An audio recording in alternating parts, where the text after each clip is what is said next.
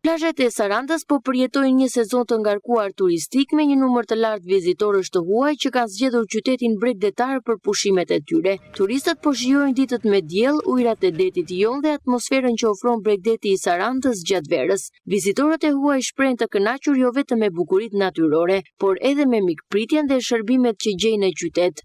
Është hera e parë që vijmë në Saranë dhe jemi shumë të kënaqur me zgjedhjen tonë. Plazhet janë shumë të bukura, deti është i pastër dhe atmosfera këtu është fantastike. Kemi kaluar ditë shumë të këndshme, duke shijuar diellin, bregdetin dhe bukuritë të këtij vendi. Është një destinacion që do t'ia rekomandonim edhe miqve tanë.